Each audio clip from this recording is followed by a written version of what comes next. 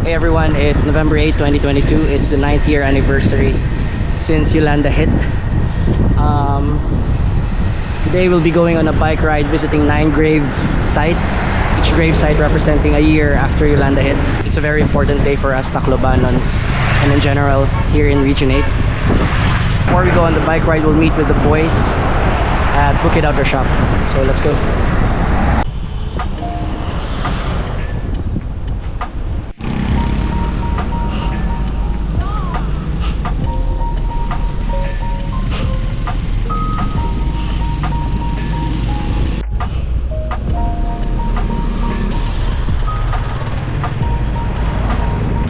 Refresh your memory, Yolanda was the strongest typhoon that has ever hit the Philippines in many decades. Ayon sa Pag-asa, pinakamalakas na bagyo hindi lang sa Pilipinas kundi sa buong mundo ngayong taon ang Super Typhoon Yolanda.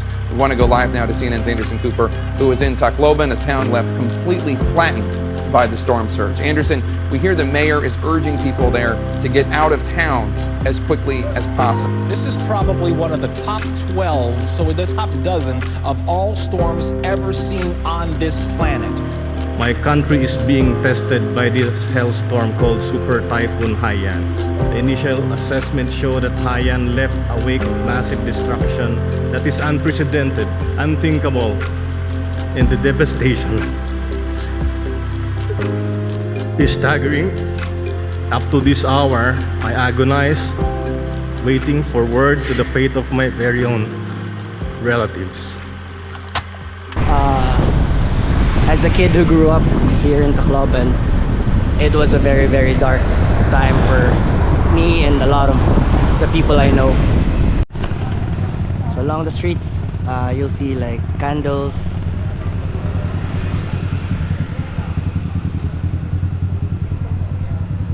It's in solidarity with everyone, with every Taclobanan who perished.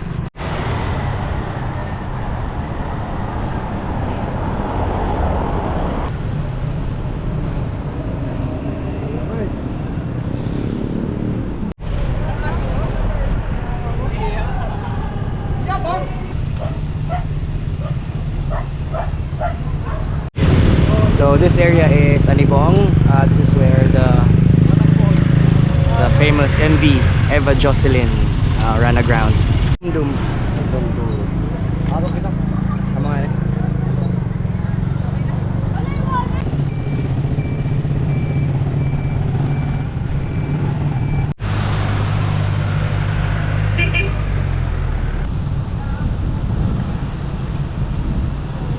So we're on the National Highway. This is the main artery that leads from Manila to Tacloban. This is right after San Juanico.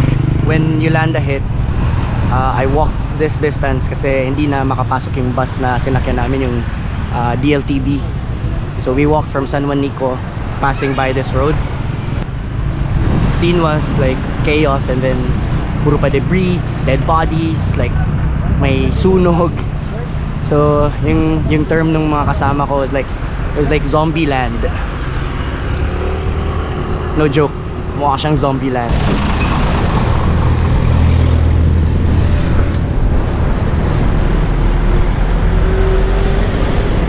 We're now headed to another grave site dito sa may Holy Cross.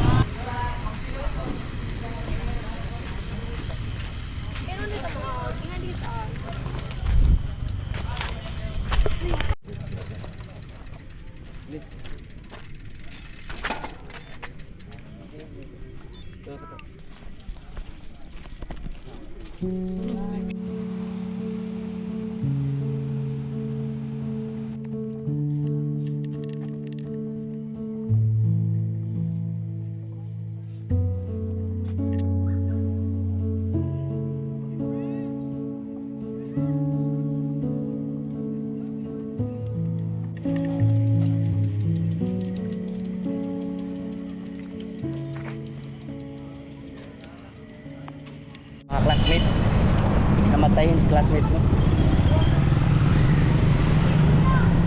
Hello ko. Tingin man na rin ako ito, Burns. Ay, na-wash out ko dara.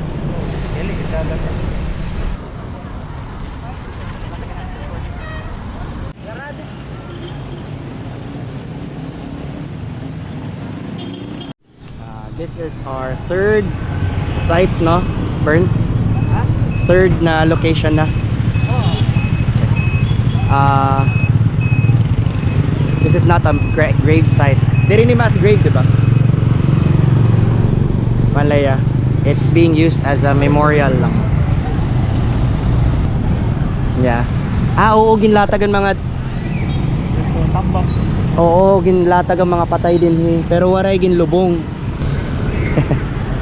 Grabe.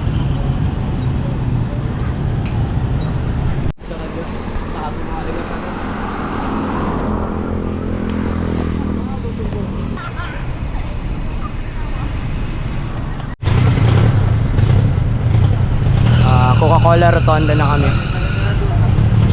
Dito rin may mga tinambak, but before we light a candle here, we'll head first to Robinson's and yung katabi niyang lot, which was previously Market Savers.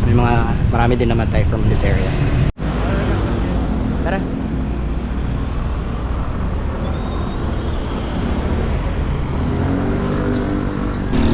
This used to be this one. This used to be a lot where Market Savers was. So right after Yolanda, kasi there was very slow response from the government. Like days after, wala nang food yung mga tao. So what would you do? You would start looking for food. Where would you find food? In groceries. So this is the reason why people started looting. Unfortunately, like structurally damaged na yung Market Savers, so nag-cave in yung structure, and people who were looting inside died. So that's why we're here.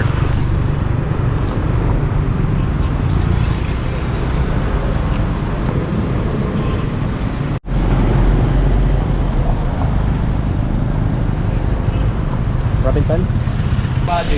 Sa Robinson's naman, wala naman namatay, but Namatay yung sales nila. namatay yung sales. Grabe kasi looting here, like hindi na tama. People started obviously looting for food, that's fine, but you know, and then people moved on to stealing appliances, aircon. May nagkawat nga nitong aircon, di ba? Aircon, TV, bisan mo rin gamit ang TV. Balita pa nga, like hindi na from Tacloban yung mga tao, so you know, people abused. Yeah, people abused the situation. Hindi naman kung ba, may nagpauna ba? Lagi. Yan. Game, airport. We're now headed to the airport. Areas in Tacloban with the most damage are the ones na malapit sa coastline. So, and it's very clear which areas have been mostly damaged kasi these are the areas with the most candles right now.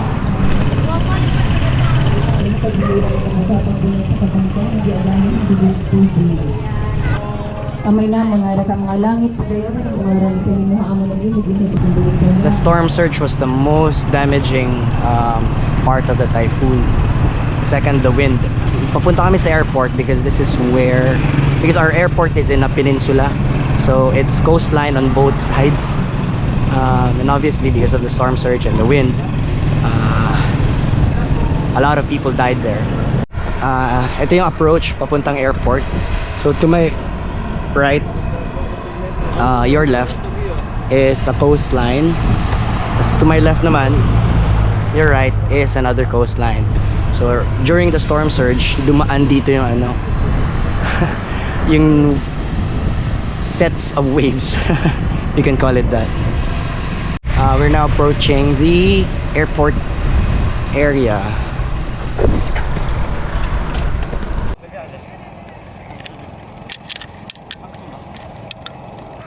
Hello?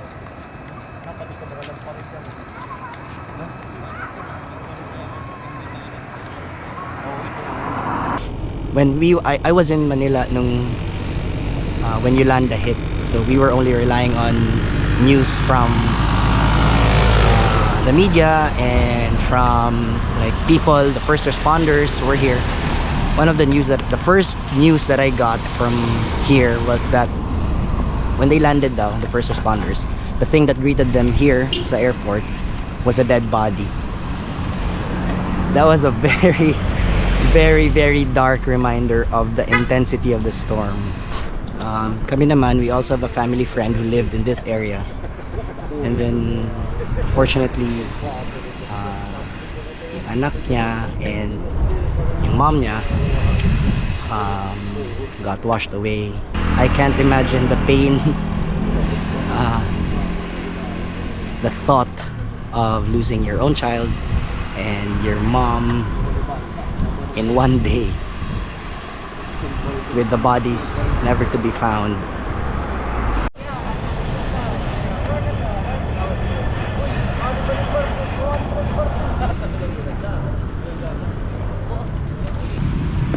So this rotunda is what we call is a monument to the Boy Scouts of the Philippines. This area, after Yolanda, is where the bodies, as I said, is where all the bodies were piled up. So there was no space to put the bodies.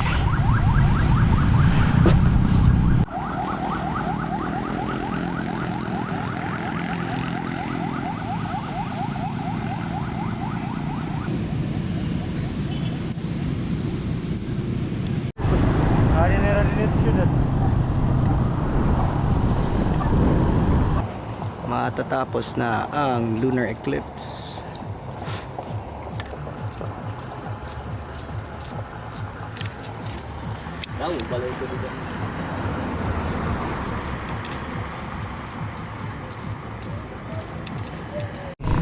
We're now headed to our last stop, the Yolanda Memorial in Tacloban City Astrodome.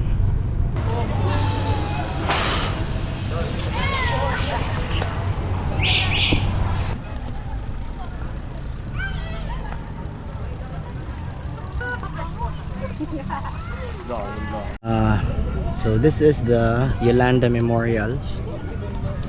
We have the names of most of those we lost.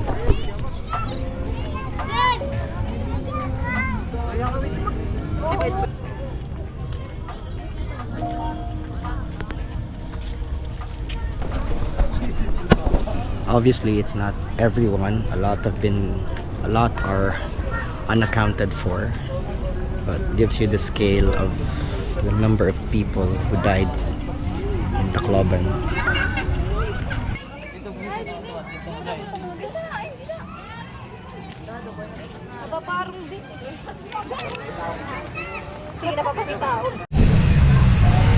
So that concludes our ride for tonight. Apologies if my tone is a little solemn. It's just really, it's very heavy remembering Yolanda, but we have to. We should never forget November 8th, 2013. So yeah, thanks for joining us tonight. I speak for the countless people who will no longer be able to speak for themselves after perishing from the storm. I speak also for those who have been orphaned by the storm. We can fix this. We can stop this madness.